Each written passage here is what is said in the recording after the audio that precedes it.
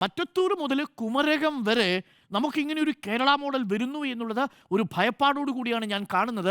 അത് ഏതു കാര്യത്തിൻ്റെ പുറത്ത് നമ്മൾ നിഷേധിക്കാൻ ശ്രമിച്ചാലും ഇന്ത്യ ഒന്നാകെ കാണുന്ന ഒരു രാഷ്ട്രീയ പരിണാമത്തിൻ്റെ വഴി എന്ന് പറയുന്നത് വളരെ എളുപ്പം കോൺഗ്രസിൽ നിന്ന് ഇരുട്ടി വെളുക്കുമ്പോഴേക്കും BJP ആയി മാറുന്നതിന് ഒരു ബുദ്ധിമുട്ടും ഉണ്ടാവുന്നില്ല എന്നുള്ളതാണ്.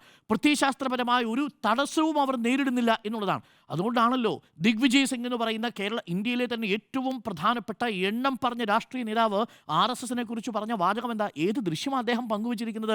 LK അദ്വാനിയുടെ ഒപ്പം തറയിലിരിക്കുന്ന മോദിയെക്കുറിച്ച് ദിഗ്വിജയ് സിംഗ് പറഞ്ഞ വാചകം തന്നെ ഞാൻ നേരത്തെ സൂചിപ്പിച്ച ഒരു രാത്രിയുടെ ദൂരം മാത്രം മതി ഒരു കോൺഗ്രസ് നേതാവിന് RSSലേക്കും BJPയിലേക്കും പരിവർത്തനം ചെയ്യപ്പെടാൻ. ആ വാക്കിങ്ങനെയാണ് ദിഗ്വിജയ് സിംഗിൻ്റെ. എൻ്റെ ഹൃദയഹാരിയായ ചിത്രം RSSൻ്റെ താഴെത്തൊട്ടിലുള്ള ഒരു സ്വയം സേവകൻ വിശേഷിപ്പിക്കുന്നത് ആരെക്കുറിച്ചാ? സാക്ഷാൽ നരേന്ദ്രമോദിയെക്കുറിച്ച്.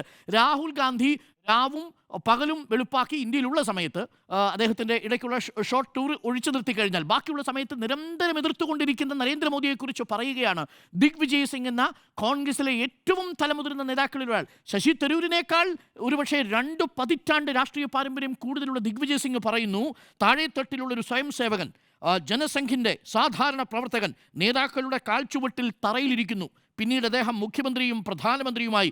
ഇതാണ് സംഘടനയുടെ ശക്തി. ഏത് സംഘടനയുടെ ശക്തി? അദ്ദേഹം പിന്നീട് വിശദീകരിക്കാൻ ശ്രമിക്കുന്നുണ്ട്. ഞാൻ RSSൻ്റെ സംഘടനാ മികവിനെക്കുറിച്ചാണ് പറഞ്ഞത്.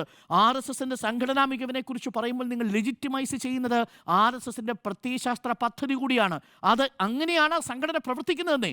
ആ സംഘടനയെക്കുറിച്ച്, ആ സംഘടനയുമായി ബന്ധപ്പെട്ട് പ്രവർത്തിച്ച സവർക്കറെക്കുറിച്ച് എന്താണ്, LK അദ്വാനിയെക്കുറിച്ച് എന്താണ് ശശി തരൂർ പറഞ്ഞതെന്ന് നമ്മുടെ മുന്നിലില്ലേ? 1ഉം 2ഉം തവണയാണോ? 1 ഡസനിലേറെ തവണയല്ലേ BJP നേതാക്കളെക്കുറിച്ച്, നരേന്ദ്രമോദിയെക്കുറിച്ച്, ഈ സർക്കാരിനെക്കുറിച്ച് ശശി തരൂർ പറഞ്ഞത്? ഒരു ഭാഗത്ത് ശശി തരൂർ നിൽക്കുന്നു.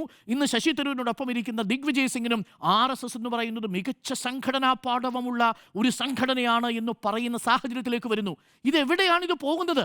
പറയുന്നത് തലമുതിർന്ന നേതാവ്. അപ്പോൾ ദിഗ്വിജയ് സിംഗും ശശി തരൂരും അങ്ങ് കേന്ദ്രത്തിൽ, ഇവിടെ TM ചന്ദ്രനും ഷാഫി കല്ലൂപ്പറമ്പിനും ഈ ഇവിടെയുള്ള മറ്റത്തൂരിലുള്ള മണ്ഡലത്തിൽ, പഞ്ചായത്തിൽ, ഈ കുമരകത്തുള്ള പഞ്ചായത്തിൽ ഒക്കെ ഇവർക്ക് BJPയുമായി ബന്ധം കൂടുന്നതിന് ഒരു തരത്തിലുള്ള രാഷ്ട്രീയമായ ബുദ്ധിമുട്ടും ഉണ്ടാവുന്നില്ല, ഒരു തരത്തിലുള്ള പശ്ചാത്താപവും ഉണ്ടാവുന്നില്ല എന്നുള്ളതാണ്.